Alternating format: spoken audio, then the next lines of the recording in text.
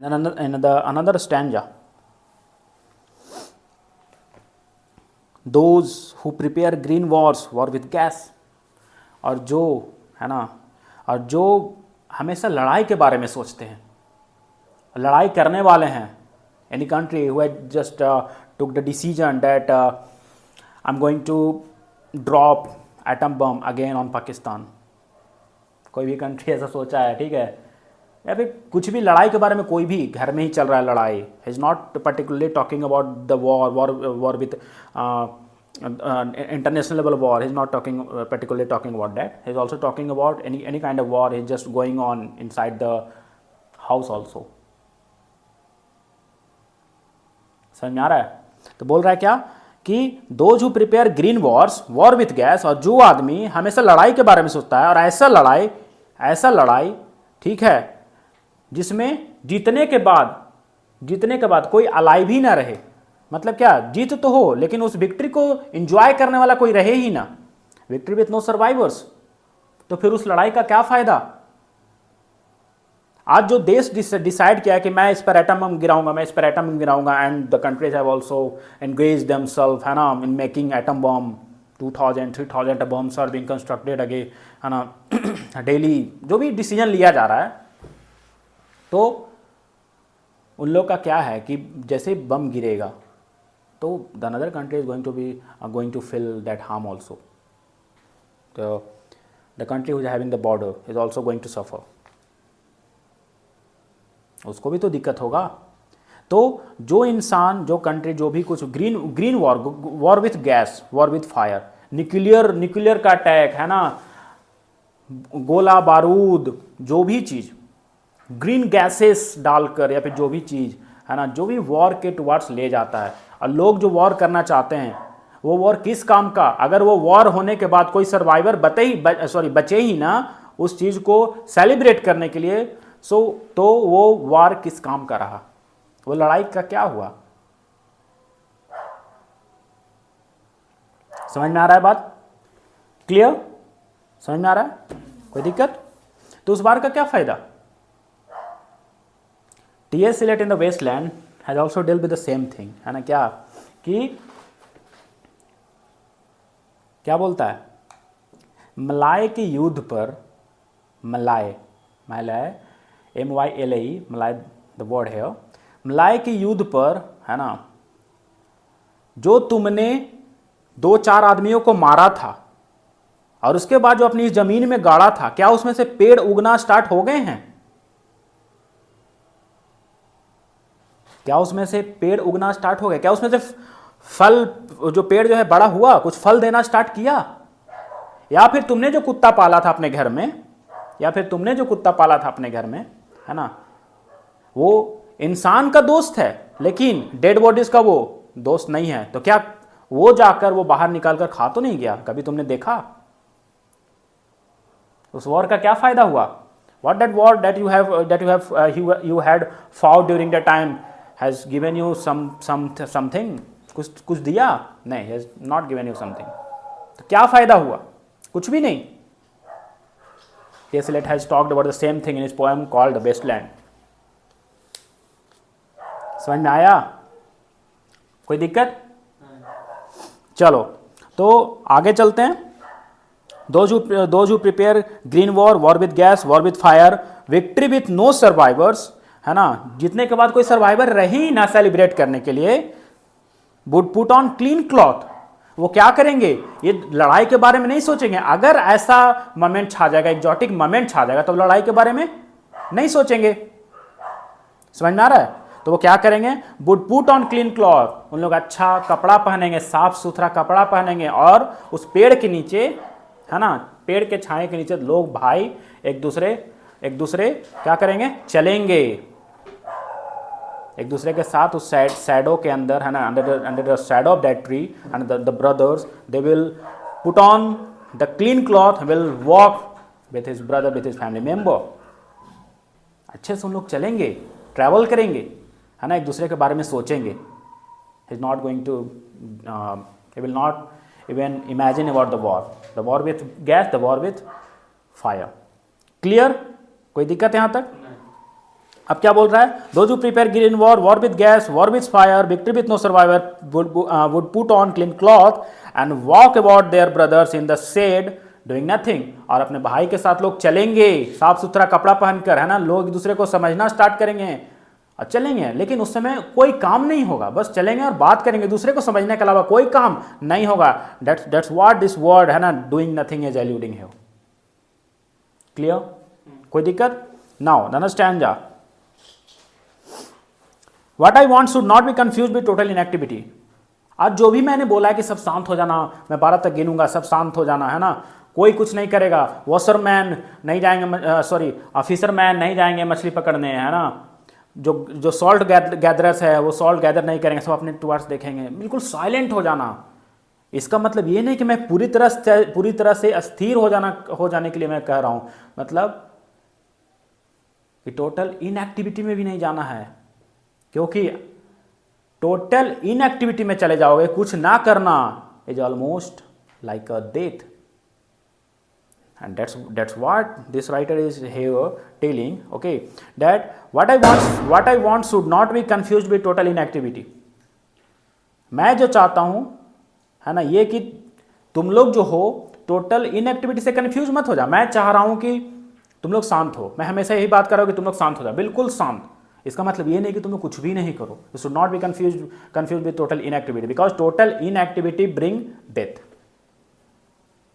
समझ में आया? कुछ नहीं करोगे तो एक मृत्यु के समान है, तो इससे कंफ्यूज नहीं होना है। What I want should not be confuse with total inactivity. Clear? Life is what it is about, I want no truck with death.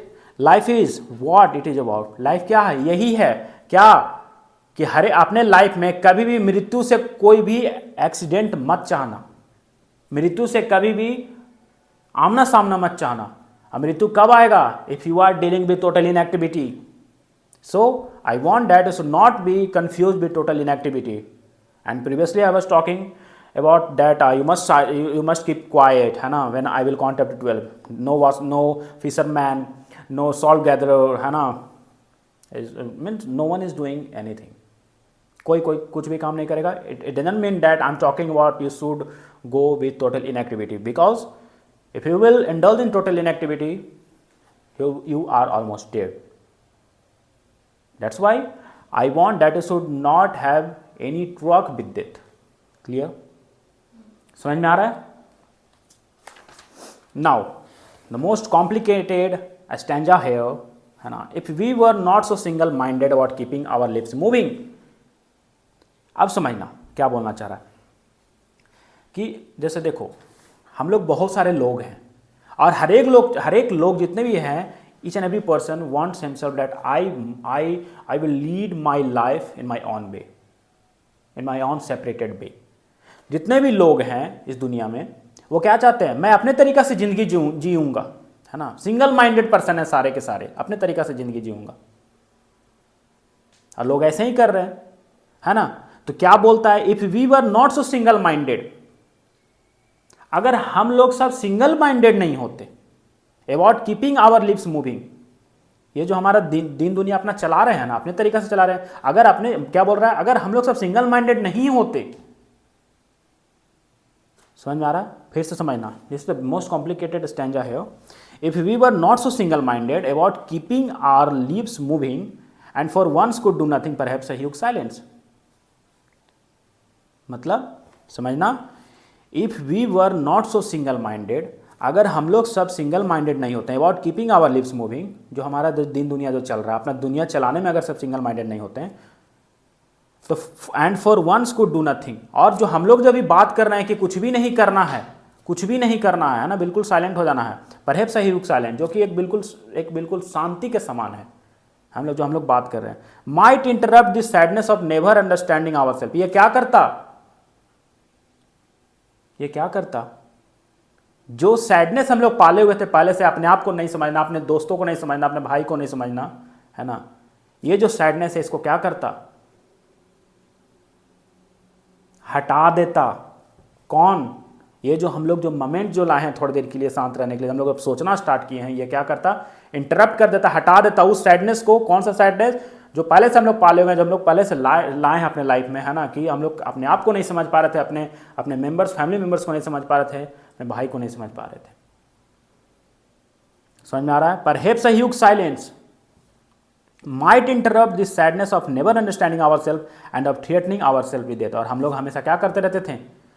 मौत से हमेशा हम लोग भिड़ते रहते थे, ऐसा कर कर एक दूसरे को नहीं पहचानना, रिश्ता खत्म हो गया, है ना, एक ट्रिवियल रिलेशनशिप चल रहा था, and how that trivial relationship had converted into mighty contest.